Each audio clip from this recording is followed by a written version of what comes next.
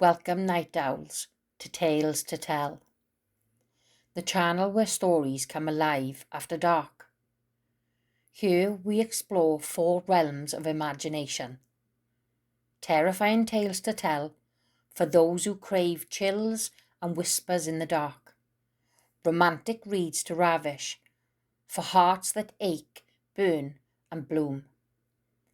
Fantasy fables to follow for dreamers who walk between worlds. And sci-fi stories to self-indulge for minds that drift beyond the stars. Tonight's story from our Romantic Reads to Ravish collection is called The Clockmaker's Promise. So dim the lights, let the silence settle and listen closely, because every tale has something to tell. Chapter 1. The Town That Never Rushed. In the village of Windermere, time moved gently. Clocks ticked by like lullabies. The wind carried the scent of lavender and old stories. Maribel owned the flower shop on the corner. She arranged blooms like poetry roses for longing, lilacs for apology, violets for secrets. Next door lived Elias, the clockmaker. He was quiet, precise, and always smelled faintly of cedar and brass.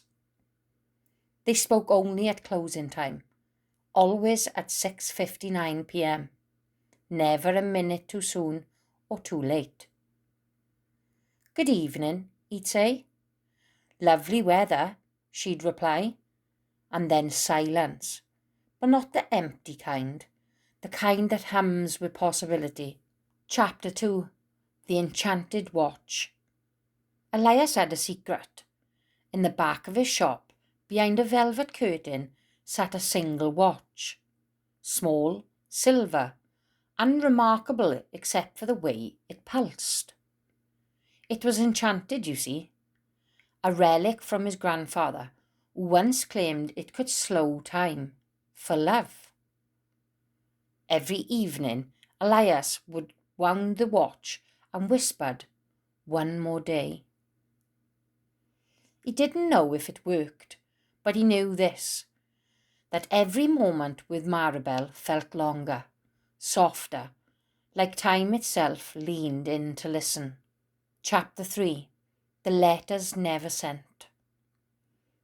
Maribel wrote letters she never mailed, dozens of them, tucked into a drawer beneath her counter.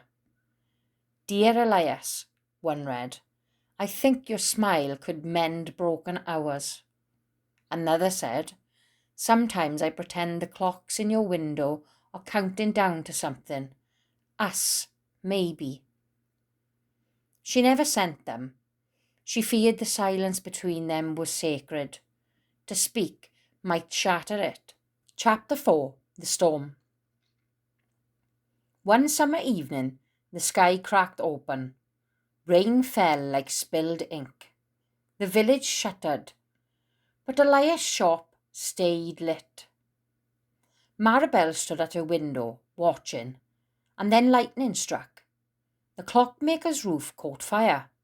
She ran, no coat, no shoes, just her heart. Inside, Elias was trying to save the watch, the enchanted one, but the flames licked closer. Maribel grabbed his hand. Let it go, she said. Time can't hold us. He looked at her, really looked, and the watch stopped. Chapter 5. The Promise. The fire was put out, the shop rebuilt, but the watch never ticked again. Elias gave it to Maribel. It's yours now, he said. I used it to borrow time, to fall in love slowly, but I don't need it anymore. She opened her drawer, showed him the letters, every single one. He read them and smiled and whispered, one more day. They kissed, and the clocks in Windermere ticked a little faster, as if time itself had been waiting. Chapter 6. The Clockmaker's Legacy. Years passed. The flower shop bloomed, the clock shop chimed, and every evening at 6:59 p.m, Maribel and Elias stood outside, hand in hand. Children asked why they never spoke before 7. Because silence, Maribel said, is where love learns to listen. When Elias passed, the village mourned, but his watch remained, still, quiet, and waiting. Maribel placed it in the window beneath the sign that read, "Time borrowed, time cherished, time returned." Chapter 7, the final tick. On her last day, Maribel wound the watch one more time. It ticked, just once. She smiled, closed her eyes, and whispered, "One more day."